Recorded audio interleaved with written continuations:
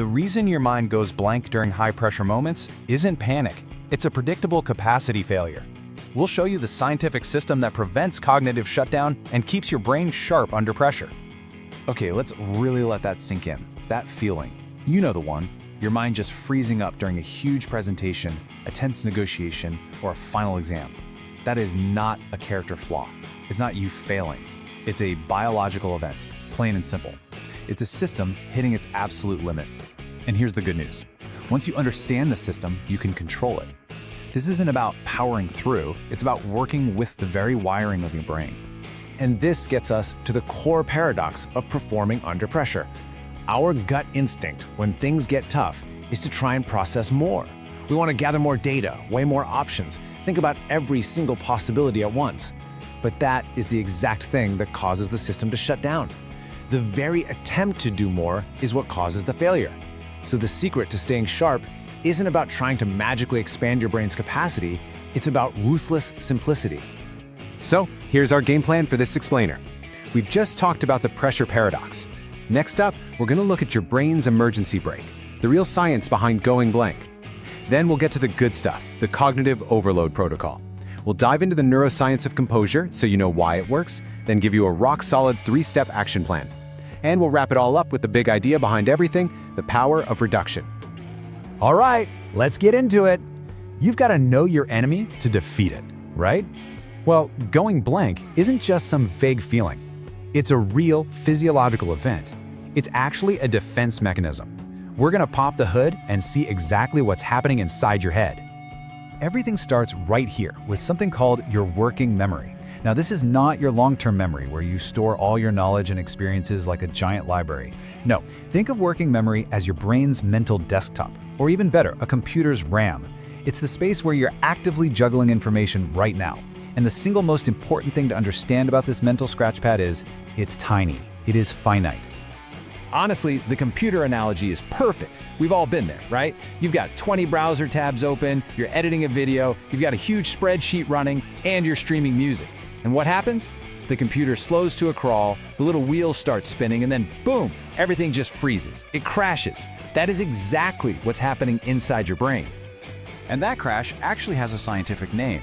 It's a prefrontal cortex reboot. Your PFC is the CEO of your brain. It handles all the big stuff like decision-making, focus, and rational thought.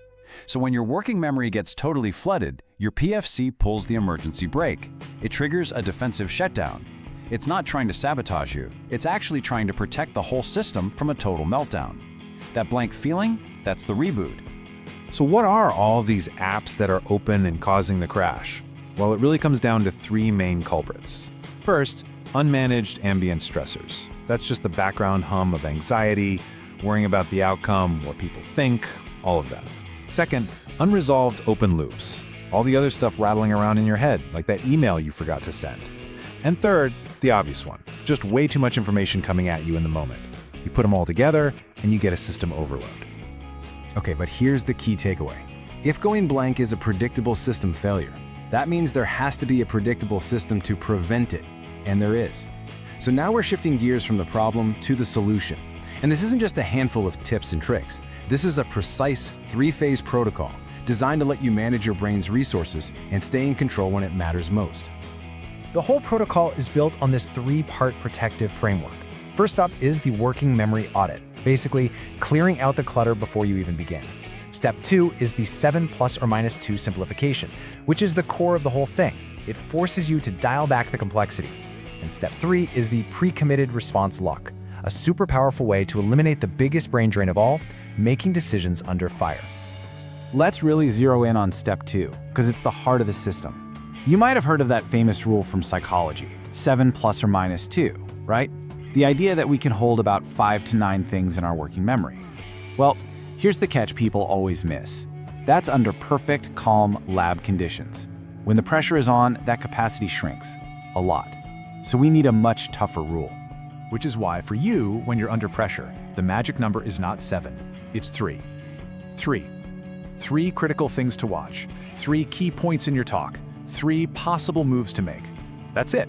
This protocol demands you just ruthlessly cut out everything else. Anything beyond those 3 core items is just noise that's trying to crash your system. And that brings us to the final phase, which might just be the most powerful of all. The pre-committed response lock is basically your cheat code for dealing with uncertainty. You see, making decisions under stress burns a ton of mental energy. This step just takes that burden away. You figure out what could go wrong ahead of time, and you decide on one single automatic action you will take. No thinking, no debating, just execute. Okay, so we've covered the what. Now for the really cool part, the why.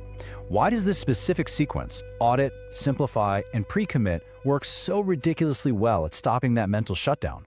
Well, the answer is pretty amazing.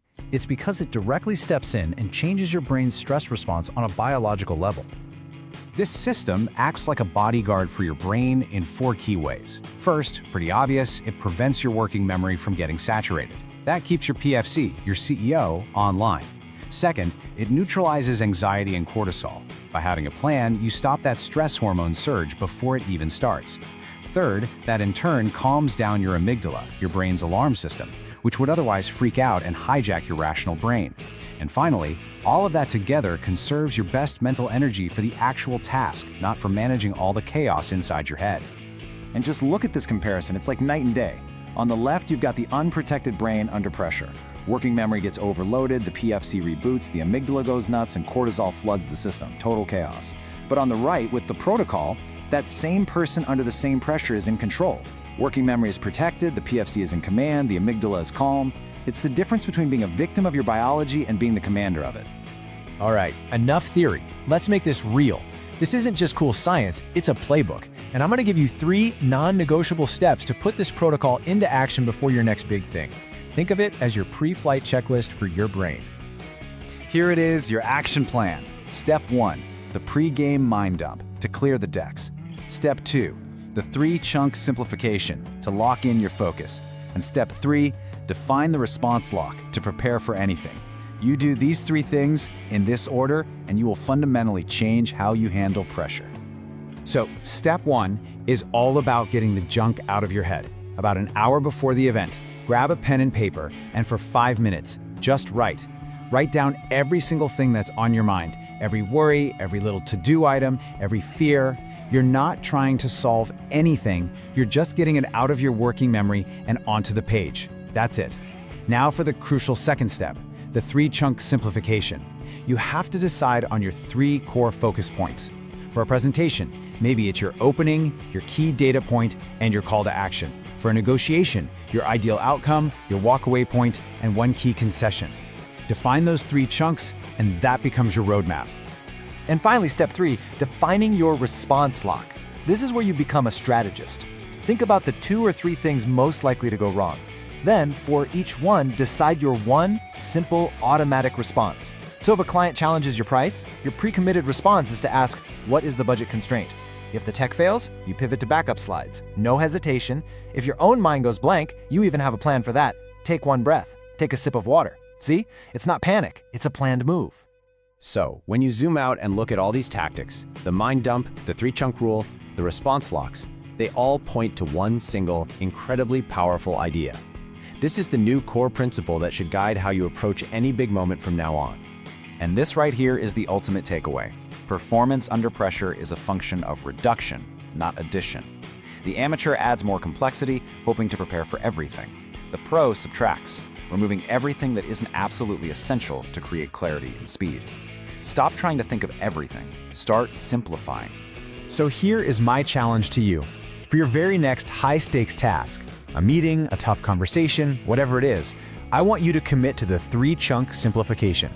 Before you start, just ask yourself, what are the 3 and only 3 most important things here? Define them, write them down, and then focus only on them.